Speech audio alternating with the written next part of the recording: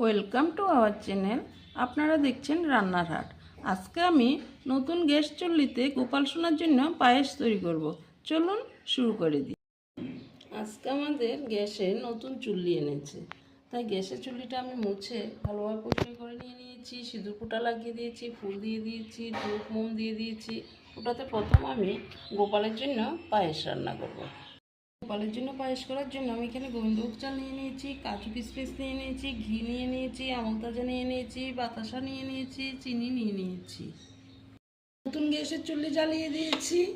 এবার গোপালের পায়েস করার জন্য একটা কড়াই আমি তাতে বসিয়ে দিয়েছি। পায়েসের গোবিন্দভোগ চালটা প্রথম আমি ধুয়ে নিচ্ছি। কড়াই গরম হয়ে গেল। আমি চালগুলিকে প্রথমে কিছুটা পরিমাণ ঘি দিয়ে ভেজে নিচ্ছি, তাই কড়াইতে ঘি দিয়ে দিচ্ছি। এবার ঘিতে প্রথমে আমি চালটা ভেজে নিচ্ছি। চালটাকে হালকা হাতে ভেজে নিচ্ছি। ভাজা হয়ে গেল। এবার আমি একটা বাটিতে উঠিয়ে নিচ্ছি। কড়াইটা আবার বসিয়ে দিয়েছি। এবার তাতে আমি আমুল তাজা দুধটা দিয়ে দিচ্ছি। দুধটা ভালোভাবে গরম হয়ে গেল। এবার তাতে আমি আগে থেকে ভেজে রাখা গোবিন্দভোগ চালটা দিয়ে দিচ্ছি।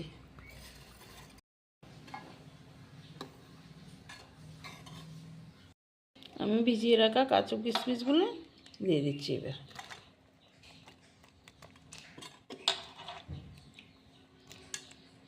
আবার ভালোভাবে নেড়ে দিচ্ছি। পায়েসে আমি সামান্য একটু নুন দিয়ে দিচ্ছি, ভালোভাবে চালটা সিদ্ধ হওয়ার জন্য। আমি পায়েসে দেওয়ার জন্য কয়েকটা এলাচ ধুয়ে দিয়ে দিচ্ছি। দেখুন গোপালভোগের পায়েসের চালটা প্রায় সিদ্ধ হয়ে এসেছে। এই অবস্থাতে আমি বাতাসাটা প্রথমে দিয়ে দিচ্ছি।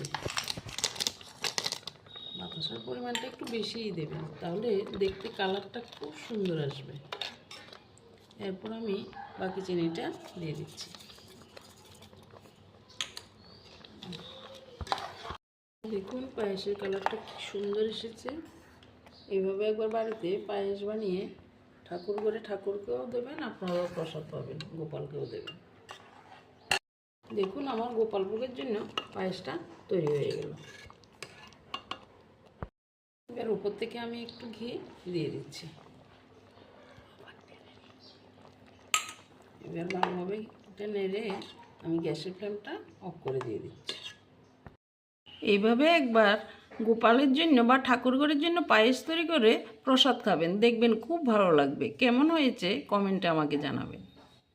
গোপালের জন্য এই পায়েস রান্নাটা আপনাদের অবশ্যই ভালো লাগবে, তাই লাইক ও সাবস্ক্রাইব করতে ভুলবেন না কিন্তু।